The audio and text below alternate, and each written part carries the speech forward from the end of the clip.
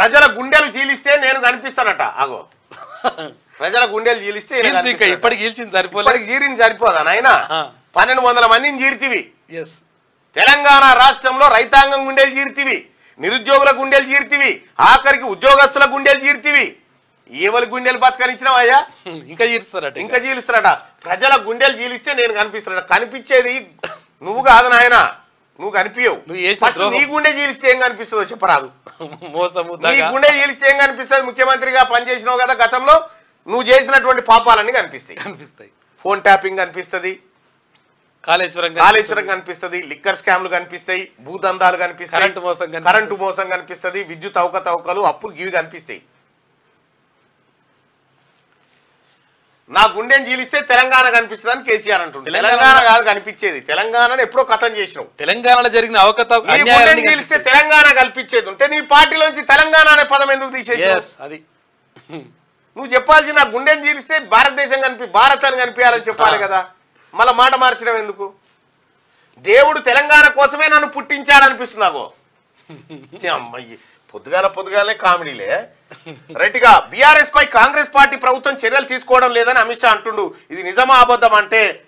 అబద్ధమని 173% అని చెప్తా ఉన్నారు అమిత్ షా గారు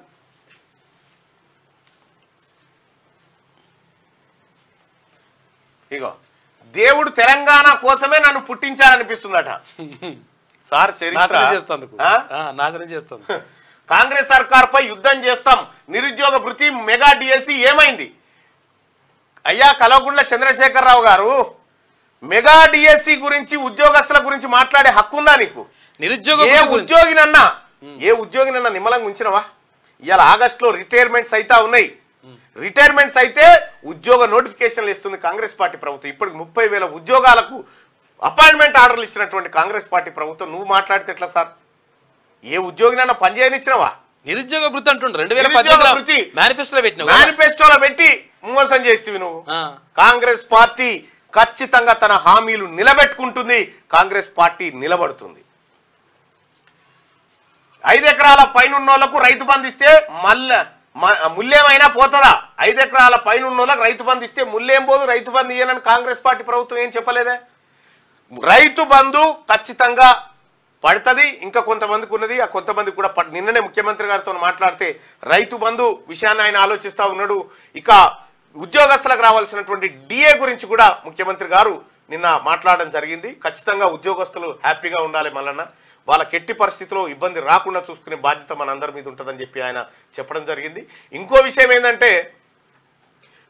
ఈ మెగా డిఎస్సి ఇప్పుడు mega DSC already process start అయిపోయింది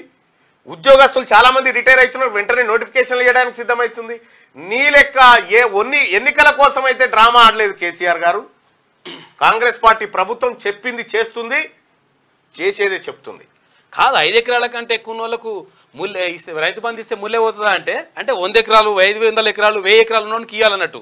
ఈయన మాట్లాడేది ఎవరి తరఫున మాట్లాడుతున్నా అర్థం చేసుకోవాలి ఎవరికి మళ్ళా పెత్తందారులకు భూస్వాములకు మళ్ళీ ఇవ్వాలని చెప్తున్నాడు అన్నట్టు 100,000 అదేమన్నా కానీ రైతులకు మాత్రం ఒరిజినల్ గా రైతులకు ఖచ్చితంగా రెండో విషయం ఏంటంటే 5 ఎకరాల పైన ఉన్నోళ్ళకి రైతు బంధు ఇస్తే ముల్లేమైనా పోతుందా పోతుంది నువ్వు ముల్లి ఉంచితే కదా ముల్లి అట్టి పెట్టిన వాడను ముల్లి ఎప్పుడో పెట్టుకొని పోయినావు తీర్థం పుచ్చుకొని ప్రసాదం తిని ఊరేగింపులు తీస్తే కడుపు నిడుతుందా ఏం తీర్థం ఏ తీర్థమో ఊరేగింపులు చేస్తుంది మీరు కాంగ్రెస్ కోటేస్తే బీజేపీకి వేసినట్టేనని విమర్శిస్తా ఉన్నాడు కేసీఆర్ గారు మీరు పెట్టిందే డమ్మీ క్యాండిడేట్లను